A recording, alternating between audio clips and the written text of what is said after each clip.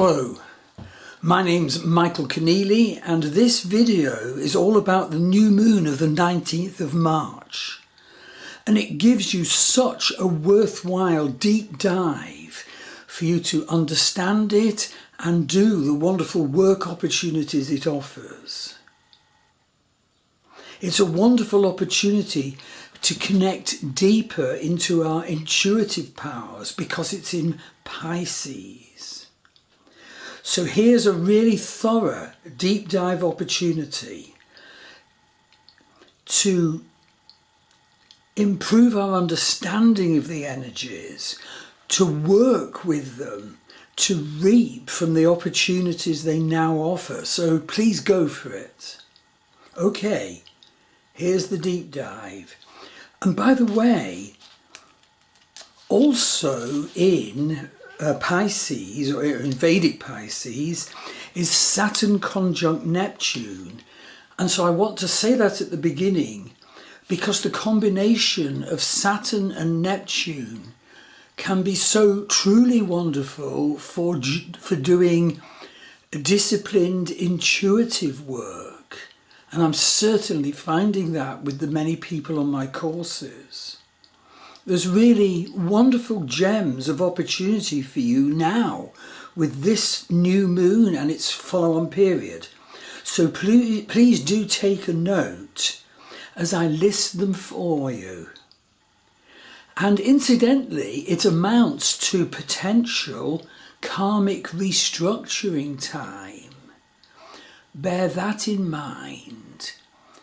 And Vedic astrology in particular is a statement of our karmas and arising from all our past life karmas. The karmas we have to work with in this life, the life purpose, the destiny. And this new moon and working it with, can help us restructure those karmas somewhat. Okay, so let's now go to the astrology charts. If you want to see those, go to my Star Wheel Astrology website and on the header under the More drop down, select monthly astrology charts and then go to the page for March 2026. So there's really detailed charts there, and so if you want to refer to the charts, that's where to go. And another important introductory point is that this new moon is the time to do intention setting and direction selection work for equinox energies. So on March the 21st, it's the spring equinox. The sun gives a longer daytime than the night time. The power of the sun is rising. Let the power of your sun rise. And another very good point to know about is that Jupiter is now moving forward at last after a long retrograde.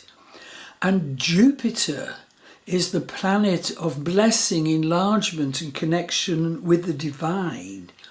Now, at the time of this new moon, it's bringing potential boosting, if we realize it and look for them, of our spiritual perceptions, our connections to the divine, our sense of purpose, and, yes, our success.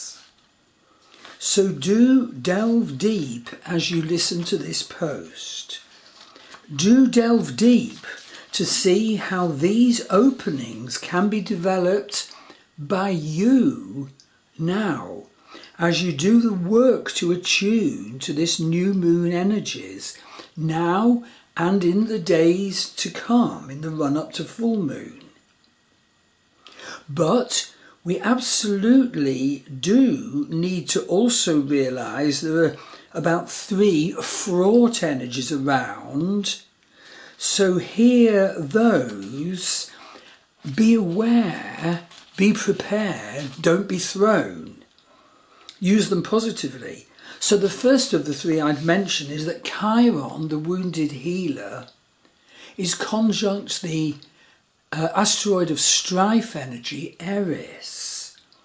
And it's sending us these mixture of energies to do with our existential wound and fraughtness from the huge vastness of one of the three Gandanta zones.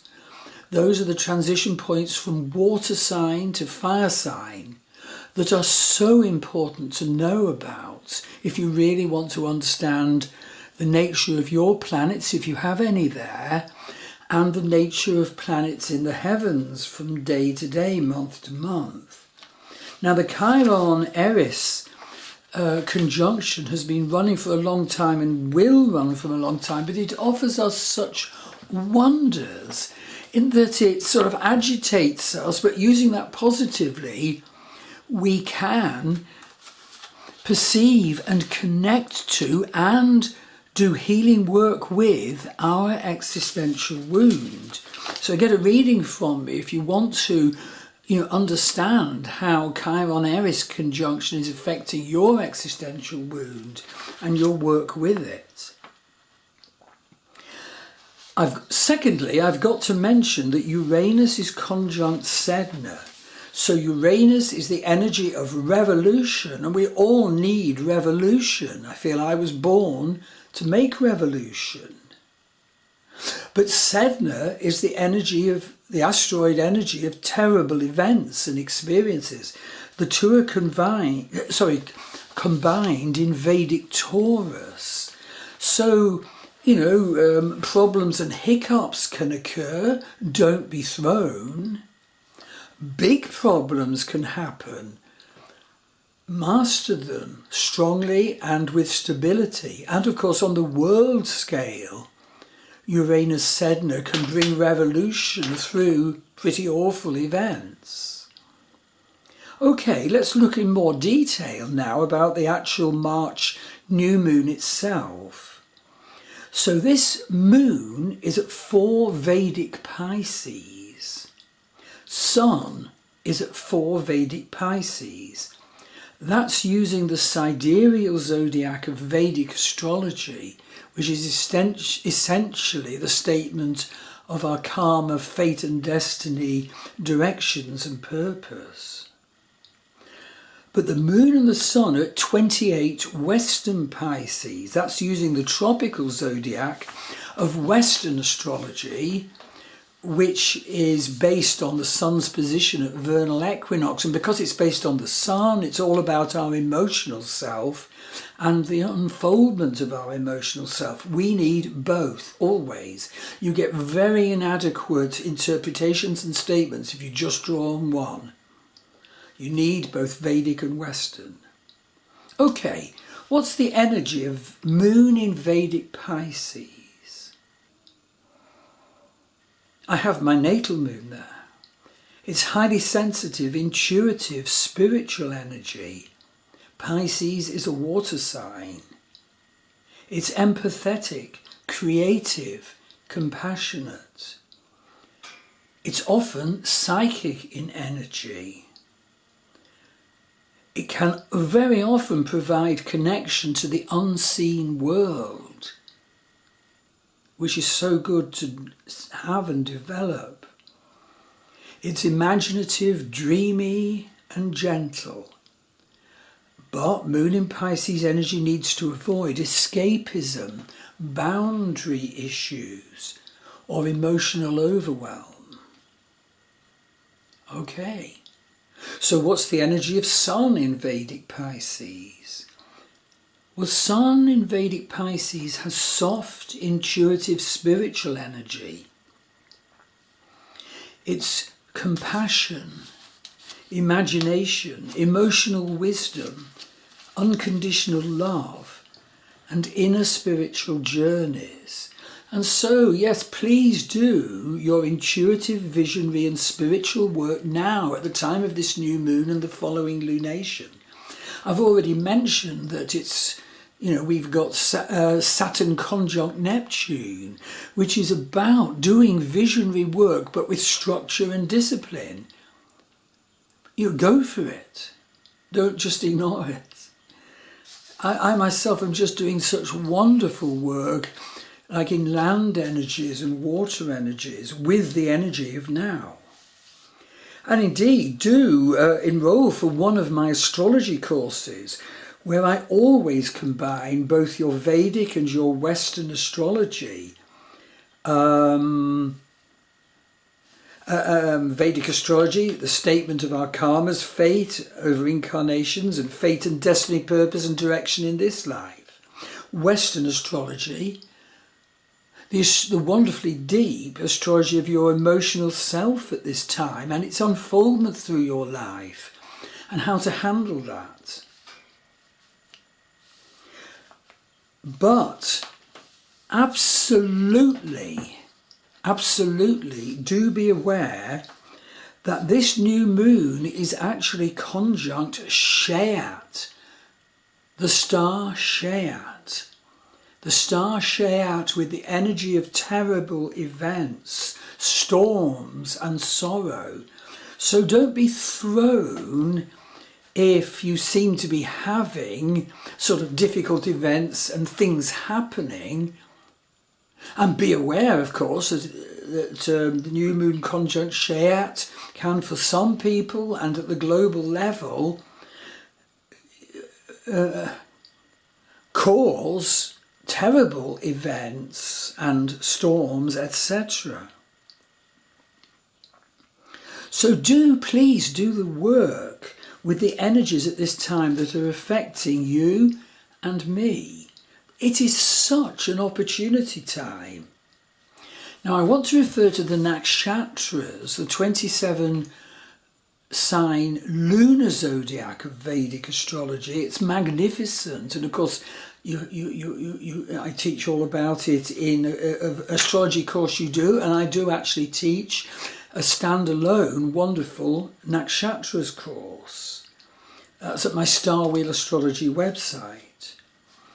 And the Nakshatras are so vastly illuminating as to our emotional personality and its unfoldment in this life. Our relationship issues, absolutely, do note that.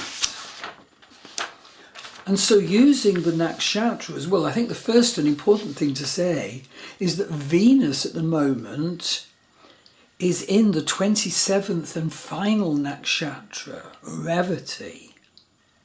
And Revati Nakshatra brings out the very best of Venus. So be aware of this at the time of this new moon and the following days. What a chance for us deepening our love. What a chance for us to deepen Venus in Revati energies, which are highly spiritual, compassionate, transcendent, and good nurturing energy. We've got that at this time. It's strong, gentle, and it aids us through life transitions. And as I said, this is quite a karmic energy, new moon. And with Venus in Revati, what a chance for love now. Do see my Love Star Dating website for those who are on a spiritual pathway, who are seeking love. And do see its wonderful panel of astrologers, psychics and healers.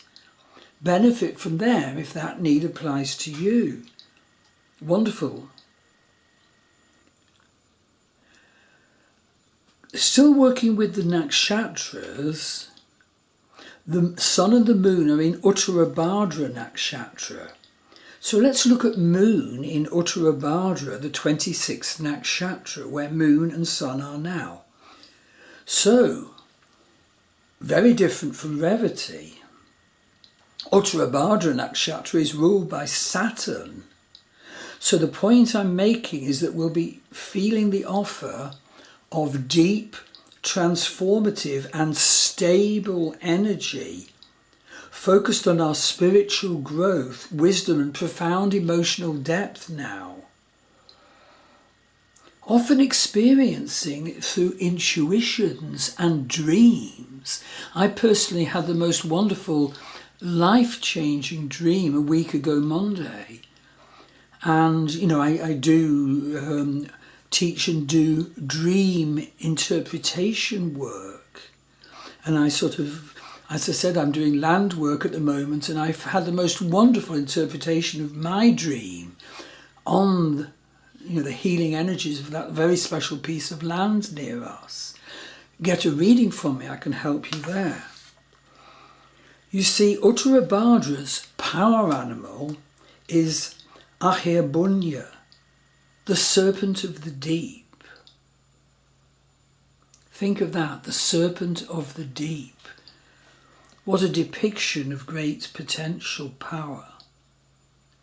So, while Saturn provides serious, hard-working discipline, like Saturn does, that's why he's there, it now also offers stability in turbulent situations, encouraging reflection, death and rebirth experiences, lasting changes, emotional resilience. So Moon in Uttarabhadra is meditative, deep and reflective, and what offerings those qualities give us. But of course Sun is in Uttarabhadra Nakshatra too now. So this placement creates an energy of profound inward focused wisdom. Profound inward focused wisdom. We all need that. And it blends with spiritual depth and discipline and goal-orientated action in our personal developmental work, in our goal-orientated arena of action in worldly affairs. Remember, ruled by Saturn, with the power animal of the serpent of the deep. So this placement of new moon in Uttarabhadra Nakshatra will offer us highlights, will offer us inner truths. Go for it, please. So I now want to mention a little more about the opportunity offered by Neptune conjunct Saturn, also in Vedic Pisces now. Please don't miss this opportunity. It's been running all year. Basically, Neptune is our intuition and vision. Saturn is discipline and structure. So please, please do realise that this energy is offering you wonderful vision work, opportunities now, and golden reaping now, which is the highest nature of Saturn, golden reaping. And it's offered to you if you do properly structured vision work now. Again, you can get an astrology reading from me. I also have a wonderful shamanic healer course. And if you want to go for that now, go to my Druid Forest School website. And if you are minded to visit the beautiful west of Ireland here, where I live and work, although most of my work's obviously online, do see my Sacred West of Ireland tours. They too are listed on my Druid Forest School website. I take you to wonderful, beautiful land. I take you to deeply ancient sacred sites. We do amazing vision work, you know, at Neolithic tombs and lakesides where W.B. Yeats wrote his poetry, etc., etc., etc. But as I said, do be aware there are fraught energies now. Not only is the new moon conjunct pretty well the most terrible star energy, Shayat, but Chiron is conjunct Eris. It's now reached 1 Vedic Aries. So it's still in the Gandanta zone.